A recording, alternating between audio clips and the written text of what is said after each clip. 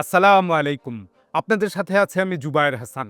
Donald Trump গতকাল হুমকি দিয়েছিলেন, একটা আল্টিমেটাম দিয়েছিলেন ইরানকে ৪৮ ঘন্টার। যদি ইরান হরমুজ প্রণালী খুলে না দেয় তাহলে ডোনাল্ড ট্রাম্প হুমকি দিয়েছিলেন যে ইরানের যত বিদ্যুৎ অবকাঠামোগুলো রয়েছে সেগুলো সব বোমা মেরে ধ্বংস করে দিবেন। কিন্তু ২৪ ঘন্টা না পেরোতেই দেখা গেল যে ডোনাল্ড ট্রাম্প তার সুর বদল করেছেন এবং তিনি এখন বলছেন যে ইরানের সাথে গত দুদিন ধরে খুব চমৎকার আলোচনা চলছে এবং এজন্য আপাতত ৫ দিনের জন্য তিনি আর ইরানের এই পাওয়ার প্ল্যান্টের উপরে হামলা করবেন না। তো এটা ৫ দিন ডোনাল্ড ট্রাম্প পিছিয়ে দিয়েছেন। তো এভাবে ডোনাল্ড ট্রাম্প যে কথাটা ২৪ ঘন্টা আগে বললেন, ঠিক তার বিপরীত কথা এখন ২৪ ঘন্টা পর বলছে। তবে ডোনাল্ড ট্রাম্পের এসব কথার কোনো ভিত্তি নাই, কারণ তিনি ভীষণ অস্থির এবং তিনি সাধারণত বিভিন্ন কথা বলে ধোঁকা দিয়ে থাকেন। অতীতেও এর বহুবার প্রমাণ দেখা গিয়েছে। এজন্য ইরান তার এই বক্তব্যের একটা যথেষ্ট সাড়া দেয়নি এবং ইরান অস্বীকার করেছে যে কোনো ধরনের ব্যাকডোরের আলোচনা বা প্রত্যক্ষ বা পরোক্ষভাবে কোনো আলোচনা হয়নি। তবে ভবিষ্যতে পর্যবেক্ষকরা বলছেন যে ইরান আলোচনায় বসলেও বসতে পারে। তো এইদিকে ইরান এই ডোনাল্ড ট্রাম্পের এই ধরনের কথার যে বক্তব্য দিলেন ডোনাল্ড ট্রাম্প, তার পাশাপাশি ইরান একটা নতুন হুমকি দিয়েছে। ইরান বলছে যে যদি এই ইরানের উপকূল অঞ্চল এবং যেগুলো দ্বীপ রয়েছে সেখানে যদি মার্কিন যুক্তরাষ্ট্র এবং ইসরায়েল হামলা জোরদার করে তাহলে ইরান পুরো উপসাগর জুড়ে মাইন বসিয়ে এর যোগাযোগ পথটা অবরুদ্ধ করে দিবে বা বন্ধ করে দিবে বা বিচ্ছিন্ন করে দিবে। এটা একটা খুব চরম হুমকি ইরানের পক্ষ থেকে। তো এখন এই আমরা দেখতে পাচ্ছি যে রাশিয়ার পক্ষ থেকে একটা হুঁশিয়ারি দেওয়া হয়েছে যুক্তরাষ্ট্রকে। তার চেয়েও বড় ব্যাপার যে রাশিয়ার পাশাপাশি বেলারুশও এখন ইরানের পক্ষ নিয়েছে এবং গত ২ দিন আগে আমরা দেখতে পেয়েছিলাম যে ঈদ এবং সেই নববর্ষ নওরোজ উপলক্ষে প্রেসিডেন্ট পুতিন একটা পোস্ট করেছিলেন। তিনি বলেছিলেন যে ইরানি জনগণকে ফেলে তিনি যাবেন না এবং রাশিয়া ইরানের পাশে থাকবে। তো একই ধরনের বার্তা এখন এই বেলারুশের প্রেসিডেন্ট আলেকজান্ডার লুকাশেঙ্কো তিনিও ইরানের প্রতি দিয়েছেন। সুতরাং ইরান বেশ রাশিয়ান যে বলয়ের যেগুলো ব্লক রয়েছে, বন্ধু রাষ্ট্র আছে, তাদের কাছ থেকে ইরান যথেষ্ট সমর্থন পাচ্ছে এবং ইরান শক্তিশালী হচ্ছে।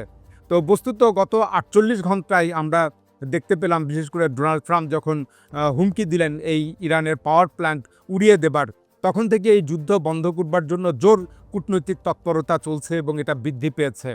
তো রাশিয়া এই যুদ্ধের ব্যাপারে যুক্তরাষ্ট্রের কাছে গভীর উদ্বেগ প্রকাশ করেছে এবং রাশিয়া যুক্তরাষ্ট্রকে সতর্ক করে দিয়েছে। বিশেষ করে ইরানের যে সমস্ত অ্যাটমিক এনার্জি সাইটগুলো রয়েছে, পারমাণবিক কর্মসূচি রয়েছে, সেখানে হামলার বিষয়ে রাশিয়া যথেষ্ট উদ্বেগ প্রকাশ করেছে এবং যুক্তরাষ্ট্রকে সতর্ক করে দিয়েছে। তো এখানে ইরানের অন্তত ৩টি পারমাণবিক কর্মসূচি, সেগুলো রাশিয়া পরিচালনা করে বা রাশিয়া নির্মাণ করছে। তো এই থেকেই রাশিয়া একটা কড়া হুঁশিয়ারি দিয়েছে যুক্তরাষ্ট্রকে। ওদিকে চীনও গভীর উদ্বেগ প্রকাশ করেছে এবং যুদ্ধ উত্তেজনা বা যুদ্ধ ছড়িয়ে পড়া এসব বিষয়ে চীন যুক্তরাষ্ট্রকে সতর্ক করে দিয়েছে। সুতরাং রাশিয়া এবং চীন এই যুদ্ধে ক্রমান্বয়ে সংযুক্ত হচ্ছে, এই বিবৃতিগুলো থেকে সেটা বোঝা যায়। তো ওইদিকে দক্ষিণ কোরিয়া তারা ইরানের কাছে নিরাপদে জাহাজ চলাচল করবার জন্য হরমুজ প্রণালী দিয়ে তারা ইরানের কাছে একটা আবেদন জানিয়েছে, ইরানের কাছ থেকে তারা অনুমতি চাইছে। তো দক্ষিণ কোরিয়া এবং ইরানের মধ্যে শত্রুতা রয়েছে, অতীতে এটা দেখা গেছে, কারণ দক্ষিণ কোরিয়া সেই যুক্তরাষ্ট্রের কথা মতো চলে বা যুক্তরাষ্ট্রের বন্ধু রাষ্ট্র উত্তর কোরিয়াকে মোকাবেলার জন্য। তো এর আগে আমরা দেখতে পেয়েছিলাম যে ইরানের বিপুল পরিমাণ অর্থ, কয়েক বিলিয়ন ডলার অর্থ দক্ষিণ কোরিয়া আটকে রেখেছিল। এখন সেই দক্ষিণ কোরিয়া ইরানের কাছ থেকে হরমুজ প্রণালী দিয়ে তাদের অয়েল ট্যাঙ্কারগুলো চলাচলের অনুমতি চাইছে। তো এর আগে ইরান, গ্রিস এবং জাপানকে এই অনুমতিটা দিয়েছিল এবং এই দুটোই যুক্তরাষ্ট্রের বন্ধু। তারপরেও গ্রিস এবং জাপান অনুমতি চাওয়ায় ইরান সেই অনুমতিটা দেয় তারা অয়েল ট্যাঙ্কার চলাচলের ব্যাপারে। তো এভাবে আরও অনেক দেশ ইরানের কাছ থেকে অনুমতি নিচ্ছে এবং এতে হরমুজ প্রণালী দিয়ে ইরান যে জাহাজগুলো চলাচল করছে তার উপর টোল আরোপ করেছে এবং ইরান এ পর্যন্ত প্রায় $2 মিলিয়ন টোল আদায় করেছে। এটা ইরানের একটা নতুন বাড়তি আয়ের উৎস হয়ে দাঁড়িয়েছে। তো এইদিকে ইসরায়েল লেবানন দখলের জন্য জোরদার সামরিক অভিযান চালিয়ে যাচ্ছে। তবে হেজবুল্লাহর শক্ত প্রতিরোধের মুখে ইসরায়েল সুবিধা করতে পারছে না এবং ইসরায়েলের যথেষ্ট ক্ষয়ক্ষতি হচ্ছে। হেজবুল্লাহর রকেট আক্রমণগুলো, মিসাইল আক্রমণগুলো এবং ড্রোন হামলাগুলো ইসরায়েলের অভ্যন্তর এমনকি তেল আবিব পর্যন্ত পৌঁছাচ্ছে। শুধু এই সীমান্ত জুড়েই এই যুদ্ধটা চলছে না। তো হেজবুল্লাহকে মূলত ইসরায়েল আন্ডার এস্টিমেট করেছিল। ইসরায়েল ভেবেছিল যে 2024 সালে তারা হেজবুল্লাহর উপরে যথেষ্ট আক্রমণ করেছিল এবং তাদের যে মহাসচিব ছিল হেজবুল্লাহর হাসান নাসরুল্লাহ তাকে নিহত করেছিল। তো এর মাধ্যমে তারা ভেবেছে যে হেজবুল্লাহ মনে হয় দুর্বল হয়ে গিয়েছে। কিন্তু এখন এই লেবাননে, দক্ষিণ লেবাননে হেজবুল্লাহ ইসরায়েলের বিরুদ্ধে যেভাবে যুদ্ধ করছে তাতে মনে হচ্ছে যে হেজবুল্লাহ তার পূর্ণ শক্তি তার অটুট রয়েছে। বিশেষ করে ইরানের সাথে সমন্বয় করে হেজবুল্লাহ যৌথভাবে যে আক্রমণগুলো করছে ইসরায়েলের অভ্যন্তরে, সেটা একটা বিস্ময় জাগিয়েছে এবং এটা একটা বিস্ময়কর ব্যাপার। তো এখানে লেবানন হলো ইসরায়েলের প্ল্যান বির একটা অংশ।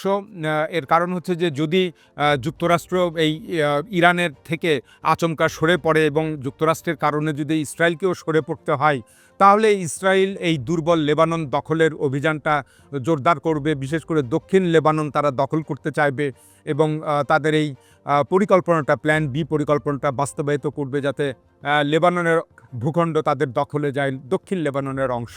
তো এটা ইসরায়েলের একটা মুখ রক্ষার একটা কৌশল হবে বা এক্সিট প্ল্যান হবে। তবে সেক্ষেত্রে এই দক্ষিণ লেবানন বা পুরো লেবানন দখল করবার বিষয়ে তুরস্ক ইসরায়েলের জন্য বাধা হয়ে দাঁড়াবে। ইতিমধ্যে আমরা দেখতে পেয়েছি যে তুরস্ক, সৌদি আরব এবং কাতার, এই তিনটি দেশ লেবানন জুড়ে ইসরায়েলের নির্বিচার বিমান হামলার কঠোর নিন্দা করেছে। তো এদিকে আরেকটি বড় প্রশ্ন দেখা দিয়েছে যে এই যুদ্ধে পাকিস্তানের ভূমিকা কি হতে পারে বা পাকিস্তান কী ধরনের ভূমিকা নেবে। তো এবং পাকিস্তান কি যুক্তরাষ্ট্রের কথাই বা সৌদি আরবের কথাই ইরানের বিরুদ্ধে যুদ্ধে নামবে কিনা, এই একটা প্রশ্ন বিশ্বজুড়ে ঘুরপাক খাচ্ছে। তো সৌদি আরব ইতিমধ্যেই সকল ইরানি কূটনীতিকদের তার দেশ থেকে বহিষ্কার করেছে এবং সৌদি আরব বলছে যে ইরানকে আর বিশ্বাস করা যায় না। কিন্তু এখানে আমরা যেটা বাস্তবে দেখতে পাচ্ছি যে সৌদি আরব এতদিন মুখে নিরপেক্ষতার একটা ভান করেছে এবং তারা বলছে যে তাদের ভূখণ্ড যুক্তরাষ্ট্র বা ইসরায়েলের হামলার জন্য তাদের ভূখণ্ড এবং আকাশপথ ব্যবহার করতে দেওয়া হবে না বা হচ্ছে না। কিন্তু এখন দেখা যাচ্ছে যে সৌদি আরবের যে একটা সামরিক ঘাঁটি রয়েছে, বিমান ঘাঁটি রয়েছে, প্রিন্স সুলতান তায়েফে অবস্থিত, সেটা এখন মার্কিন যুক্তরাষ্ট্রকে সৌদি আরব ব্যবহার করতে দিয়েছে। এটা পত্রপত্রিকায় এ সংক্রান্ত প্রমাণসহ খবর এসেছে।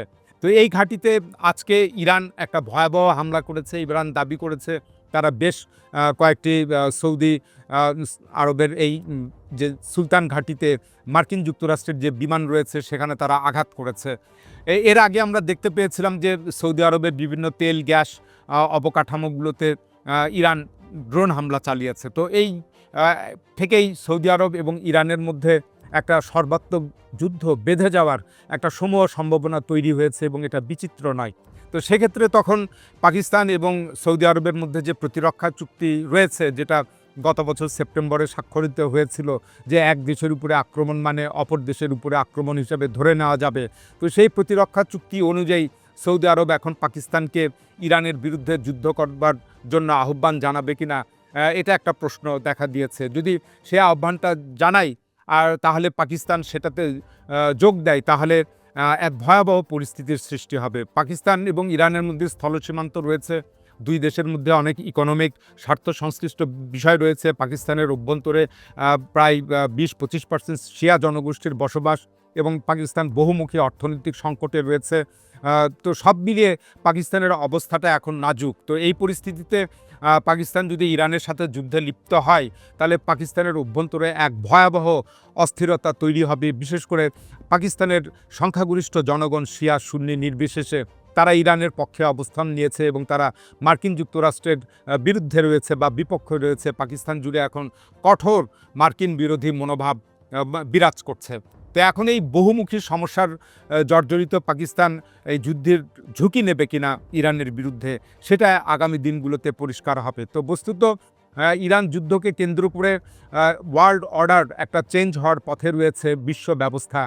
তো এই অবস্থায় আমরা দেখতে পাচ্ছি যে রাশিয়া এবং চায়নার ব্লকের যে ব্রিক্স রয়েছে সেটা টিকবে কিনা, সেটা এই ইরান যুদ্ধ নির্ধারিত করবে এবং যদি তা টিকে যায় যদি রাশিয়া এবং চায়না ব্লকের যে শক্তিমত্তা রয়েছে এবং যে ব্রিক্স রয়েছে সেটা যদি টিকে যায় ইরান যুদ্ধে একটা হস্তক্ষেপ করার মাধ্যমে বা মার্কিন হামলা বন্ধের মাধ্যমে, তাহলে সেক্ষেত্রে পাকিস্তান যদি আগাম এই যুক্তরাষ্ট্রের প্রতি সমর্থন ব্যক্ত করে বা যুক্তরাষ্ট্রের পক্ষ নেয় কিংবা সৌদি আরবের পক্ষ নিয়ে ইরানের বিরুদ্ধে যুদ্ধে নামে, তাহলে পাকিস্তানের জন্য এটা একটা ভীষণ বিপর্যয়কর পরিস্থিতি হবে এবং পাকিস্তান আর কখনোই ঘুরে দাঁড়াতে পারবে না। কেননা ততক্ষণে এই দক্ষিণ এশিয়াটা রুশ এবং চায়না ব্লকের দিকে চলে যাবে।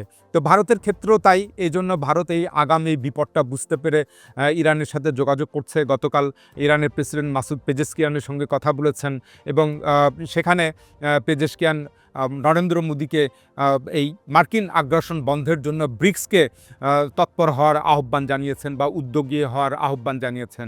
যদিও নরেন্দ্র মোদী ২৭ ফেব্রুয়ারি অর্থাৎ মার্কিন যুক্তরাষ্ট্রের ইরান আগ্রাসনের একদিন আগে ইসরায়েল সফর করেছিলেন এবং ইসরায়েলের সাথে বেশ কয়েকটি চুক্তি করেছিলেন এবং ইসরায়েলের প্রধানমন্ত্রী নেতানিয়াহুর সাথে নরেন্দ্র মোদীর একটা সখ্যতা রয়েছে। কিন্তু নরেন্দ্র মোদী যদি দেখেন যে ইরান টিকে গেছে এবং রাশিয়া চায়নার ব্লকটা বা ব্রিক্সটা টিকে গেছে বা শক্তিশালী হচ্ছে, তাহলে রাষ্ট্রস্বার্থে নরেন্দ্র মোদীও তিনি ইরানের দিকে ঝুঁকবেন বা রাশিয়া বা চীনের দিকে তিনি ঝুঁকবেন এবং রাষ্ট্রস্বার্থের কথা চিন্তা করেই তিনি এই কাজটা করবেন আর কি। তো এটাই সকল রাষ্ট্রনায়করা করে থাকেন। তো আসলে এই ইরান যুদ্ধটা শুধু মুসলিম বিশ্বের বা মুসলিম দুনিয়ার ভাগ্যই ভবিষ্যৎ ভাগ্য নির্ধারিত করবে না, সেই সাথে এটা গ্লোবাল অর্ডারটাও নির্ধারণ করবে। তো সুতরাং পাকিস্তান বা অন্য কোনো দেশ কারো কথা মতো যদি চটজলদি ইরানের বিপক্ষে যুদ্ধে জড়ায়, তাহলে পাকিস্তানের পরিণতি যেটা বললাম একটা ভয়াবহ পরিণতির দিকে চলে যাবে। তো ওই একই কারণে যেহেতু একটা বিশ্ব পালাবদলের যুগে বিশ্ব রয়েছে, তো এখানে এ কারণে আমরা দেখতে পেলাম যে Britain, France, Germany, Canada, Australia, যারা জাপান, এই সমস্ত দেশ যারা ভীষণভাবে এতদিন মার্কিন যুক্তরাষ্ট্রের দ্বিতীয় বিশ্বযুদ্ধের পর থেকে মিত্র হয়েছিল, তারাও এই যুদ্ধে জড়াতে চাচ্ছে না এবং ডোনাল্ড ট্রাম্পের কথা মতো হরমুজ প্রণালী খুলতে যুদ্ধজাহাজ পাঠাচ্ছে না। তো এই বিশ্ব পালাবদলের যুগে বস্তুত এরকমই হয় ঘটনা। অনেকেই এই ওয়েট অ্যান্ড সি স্ট্র্যাটেজি অবলম্বন করে এবং সেভাবেই তারা চলে। এখন এ পর্যন্তই। আল্লাহ হাফেজ।